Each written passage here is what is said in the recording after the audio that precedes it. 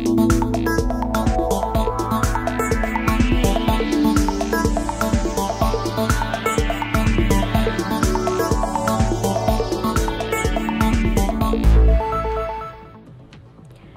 দেখছেন Padma news 24.com এর 10:30টার বিশেষ বুলেটিন ফ্ল্যাশ নিউজ। সাথে আছি আমি Afsana ivy. facebook.com/poddanews24 page follow করে আমাদের সাথেই থাকুন। মানব পাচার থেকে শুরু করে জাল মৃত্যু সার্টিফিকেট দেওয়ার অভিযোগে ধরা পড়েছে ডাক্তার মিল্টন সমাদ্দার। জেরা করছে পুলিশ। তদন্তে নেমে তার বিরুদ্ধে আরও ভয়াবহ ঘটনা সম্পর্কে তথ্য উঠে আসছে। বিস্তারিত ডেস্ক রিপোর্টে। গত কয়েকদিন ধরেই child and old age care নামের আশ্রয়কেন্দ্রের প্রতিষ্ঠাতা মিল্টন সমাদ্দারের বিরুদ্ধে বেশ কিছু অভিযোগ আসছিল। প্রতারণার অভিযোগ আসার পর তাকে ঢাকার মিরপুর থেকে গ্রেপ্তার করা হয়। পুলিশ বলছে মিল্টনের বিরুদ্ধে জাল ডেথ সার্টিফিকেট তৈরি, টর্চার সেলে মানুষকে নির্যাতন এবং মানব পাচার করার অভিযোগ দায়ের করা হয়েছে। তাকে আবার 4 দিনের পুলিশ হেফাজতে নির্দেশ দিয়েছেন আদালত। ঢাকার গোয়েন্দা বিভাগের প্রধান হারুনুর রশিদ বলেন, মানবতার ফেরিওয়ালা সেজে মানুষের সঙ্গে প্রতারণা করছে মিল্টন। তার অনেক ভয়াবহ এবং রোমহর্ষক ঘটনা আছে। তাকে জেরা করা হচ্ছে। এ নিয়ে আরও তদন্ত করা হবে। এখনও অনেক কথা এবং অনেক প্রশ্নের উত্তর পাননি বলেও জানিয়েছেন এই কর্মকর্তা। মিল্টন একজন সাইকোপ্যাথ এবং অসহায় বৃদ্ধ মানুষের হাত পা কেটে পৈশাচিক আনন্দ পেতেন। কিছু অসহায় বৃদ্ধ, অনাথ ও মানসিক ভারসাম্যহীন ব্যক্তিকে পুঁজি করে এবং তাদের সাহায্য করার নামে বিভিন্ন মানুষের কাছ থেকে অর্থ নিয়েছেন। এ টাকা জমা হচ্ছিল মিল্টনের ব্যাংক অ্যাকাউন্টে। তবে তিনি ওই মানুষদের সেবা বা চিকিৎসার জন্য কোনো টাকা খরচ করেননি। তার ওই আশ্রমে বেশ কিছু বয়স্ক এবং শিশু আছেন। এই শিশুদের অন্য জায়গায় নিয়ে যাওয়ার জন্য আদালতকে জানিয়েছেন Milton. Child and old age কেয়ারে থাকা মানুষদের চিকিৎসা এবং সেবা করার জন্য এগিয়ে এসেছে আলহাজ শামসুল হক ফাউন্ডেশন নামের একটি সংস্থা। ওই সংস্থা এজন্য কারোর কাছ থেকে কোনো টাকা নেবে না। এরা সেন্টারে থাকা অসহায় বৃদ্ধ ও শিশুদের জন্য সমস্ত ব্যয়ভার বহন করবে। শাহপরান, পদ্মা নিউজ। সারা বিশ্বে অ্যাস্ট্রাজেনেকার টিকা গ্রহণকারীরা নানা পার্শ্ব প্রতিক্রিয়ায় ভুগছেন বলে অভিযোগ উঠেছে।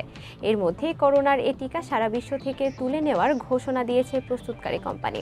তার প্রেক্ষাপটে বাংলাদেশে যারা অ্যাস্ট্রাজেনেকা টিকা গ্রহণ করেছেন তারা কোনো পার্শ্ব প্রতিক্রিয়ায় ভুগছেন কিনা তা নিয়ে অনুসন্ধান চলছে বলে জানিয়েছেন স্বাস্থ্য ও পরিবার কল্যাণমন্ত্রী ডাক্তার সামন্তলাল সেন। বুধবার সকালে ঢাকার সিডাপ মিলনায়তনে সার্বজনীন স্বাস্থ্যসেবা নিশ্চিতকরণে টিকাদান কর্মসূচিকে শক্তিশালী করার লক্ষ্যে আয়োজিত সভায় মন্ত্রী এসব কথা বলেন।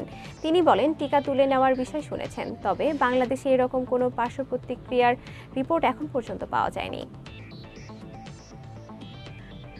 যুক্তরাষ্ট্রের সাবেক প্রেসিডেন্ট ডোনাল্ড ট্রাম্পের যৌন কেলেঙ্কারি নিয়ে আদালতে সাক্ষ্য দিয়েছেন মার্কিন পর্নো অভিনেত্রী স্টর্মি ড্যানিয়েলস। নিউ ইয়র্ক অঙ্গরাজ্যের ম্যানহাটন শহরের যে আদালতে ট্রাম্পের বিচার চলছে সেখানে মঙ্গলবার সাক্ষ্য দেন তিনি। 2011 সালে ট্রাম্পের সঙ্গে পরিচয় থেকে শুরু করে তার সঙ্গে সম্পর্ক, যৌন মিলন, অর্থপ্রাপ্তি এবং হুমকি যাবতীয় বিবরণ দিয়েছেন 45 বছর বয়সী এই পর্নো অভিনেত্রী। বিবরণ এতটাই বিশদ ছিল যে ট্রাম্পের আইনজীবীরা অভিযোগ করেন বিচার প্রক্রিয়াকে ভিন্ন খাতে নিয়ে যাওয়ার চেষ্টা করছেন স্টর্মি। তার সাক্ষ্য বাতিলের আবেদনও জানান তারা। আদালতের বিচারক বেঞ্চের প্রধান জুয়ান মার্চান অবশ্য সেই আবেদন খারিজ করে দেন।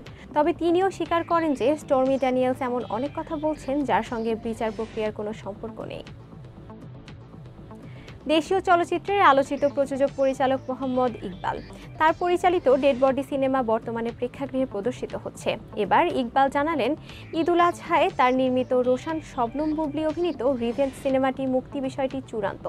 রিভেঞ্জ অ্যাকশনধর্মী সিনেমা, সেভাবেই রোশানকে হাজির করা হয়েছে। বুবলিকেও মারপিটের দৃশ্যে অভিনয় করতে দেখা যাবে।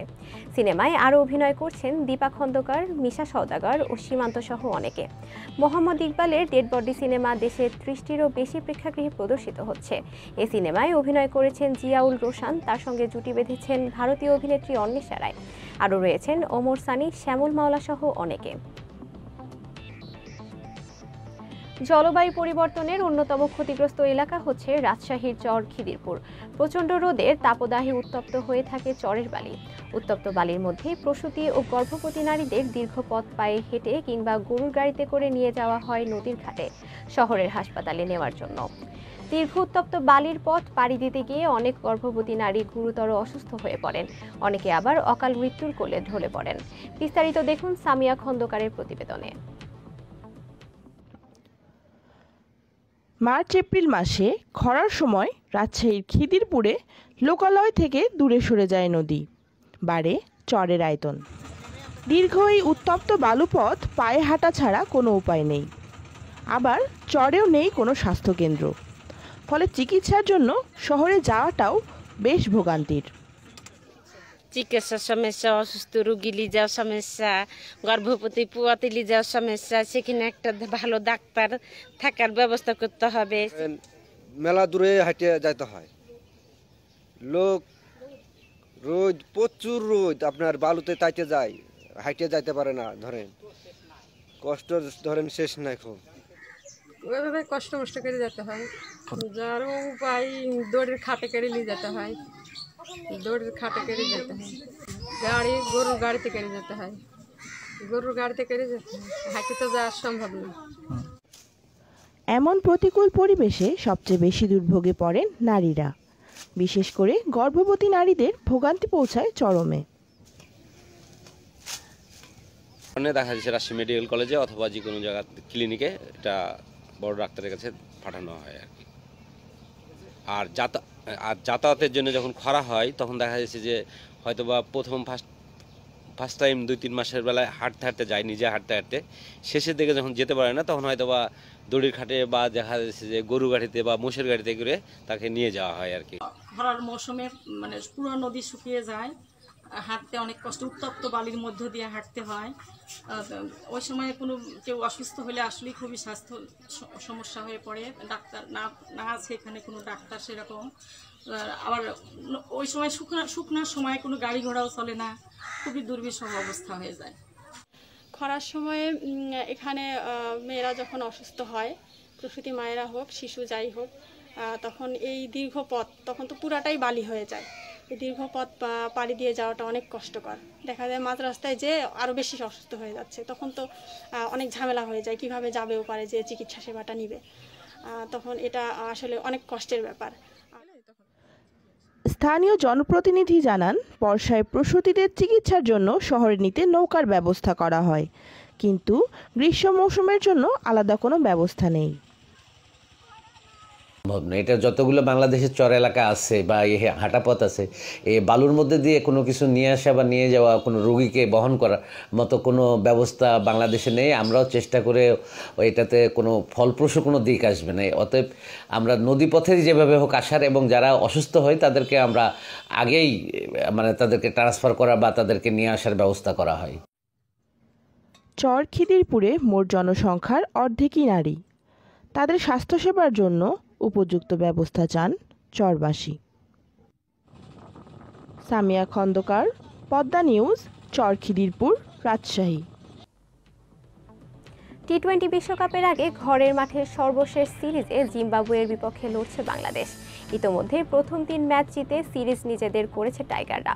ব্যাটে বলে দুর্দান্ত পারফরম্যান্স করে দলের জয়ে ভূমিকা রাখেন রিয়াদ হৃদয়, মেহেদী তাসকিন। বুধবার এ 4 ক্রিকেটার সুখবর পেয়েছেন আইসিসি থেকে।